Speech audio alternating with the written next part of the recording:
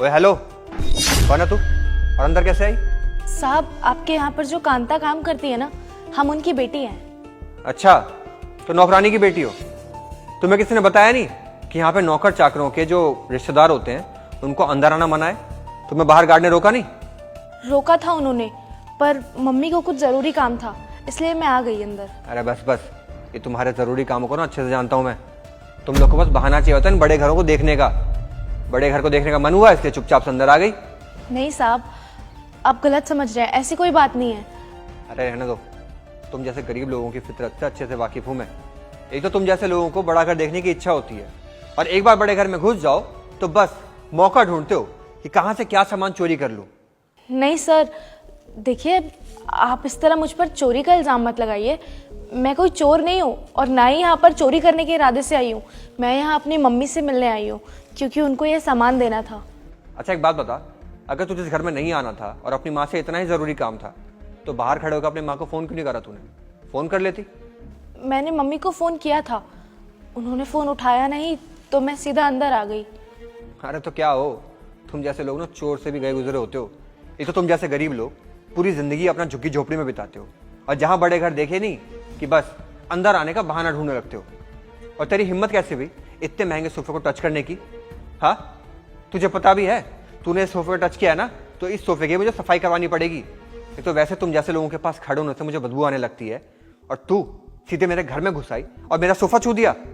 देखिए, आपको नहीं लगता कि आप कुछ ज़्यादा बोल रहे हैं? माना कि हम गरीब परिवार से आते हैं, लेकिन इसका मतलब ये नहीं कि हर गरीब गंदा ही रहता होगा या हर गरीब चोर ही होता है।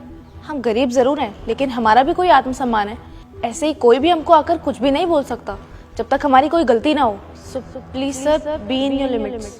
ओहो, बी इन योर लिमिट्स, क्या बात है?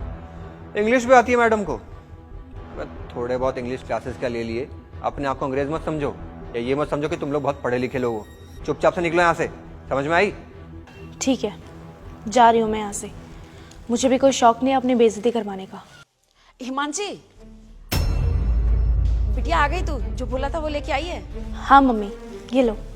एक मिनट, क्या चल रहा है यहाँ पर? ये तुमको पता है ना कि इस घर में तुम्हारा कोई रिश्तेदार नहीं आना चाहिए, तो फिर कैसे बुला तुमने अपनी बेटी को? साहब, वो एक जरूरी काम था इसलिए बुला लिया, आइंदा नहीं होगा ऐसा। ठीक है, अगली बार से ऐसा नहीं होना चाहिए। दे दे जल्दी। साहब, ये लो, मुंह मीठा करो। मैंने घर में हलवा बनवाया था, वही मंगवाया था। किसने बनाया हलवा? साहब, ये हमारे लिए बहुत बड़ी खुशी की बात है। आपको पता है, मेरी बिटिया ना IAS ऑफिसर बन गई है। क्या? IAS officer? जी साहब, बहुत ऊंचा पोस्ट पे पहुंच गई मेरी बेटी। आपको पता है, मेरी बिटिया ना पढ़ने लिखने में बहुत होशियार थी शुरू से, तो मैंने इसके सारे सपने पूरे करने के लिए इसको छूट दी, और इसने बड़ी लगन से पढ़ाई की। आपको तो पता है, मैं घर घर जाकर काम करती हूँ, और इसके पापा भी नहीं है, तो सब कुछ मुझे ही देखना था। वो तो आप जैसे लोगों का घर मुझे मिल गया, इसलिए मैंने अपनी बेटी को पढ़ा लिखा भी दिया। इसके सारे सपने पूरे हो गए। ये चाहती थी कि मैं बहुत अच्छे मुकाम पे पहुंचूं। देखो साहब, आज मेरी बेटी ऑफिसर बन गई। लो ना, मुंह मीठा करो। नहीं, मैं मीठा नहीं खाता। एक काम करो, अंदर बाकी लोगों को खिला दो। जी साहब। सुनिए, आई एम सॉरी, मुझे माफ़ कीजिएगा। मैंने आपसे जिस तरह से बात करी, मुझे वैसे बात नहीं करनी चाहिए थी। अरे, ये अचानक से क्या हुआ आपको?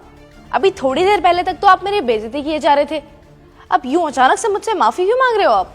वो मैं बताती हूँ। दरअसल बात यह है कि अब आपको पता चल गया है कि मैं IAS ऑफिसर बन गई हूँ। अब मेरा कोई रुतबा है, स्टैंडर्ड है, और आप जैसे लोग तो लोगों का स्टेटस देखकर उनसे दोस्ती करते हो। पता है क्या फर्क है हम में और आप में? हम गरीब जरूर हैं, लेकिन हम ना किसी का स्टेटस देखकर उससे दोस्ती नहीं करते।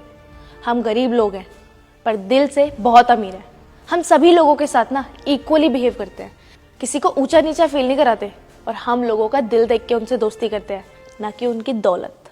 देखिए, मैंने आपसे कहा ना, मैं अपने किए पे बहुत शर्मिंदा हूँ। आइए ना, बैठ के बातें करते हैं। अरे नहीं नहीं, अगर मैं इस पर बैठ गई तो आपका सोफा गंदा हो जाएगा। फिलहाल तो मैं चलती हूँ।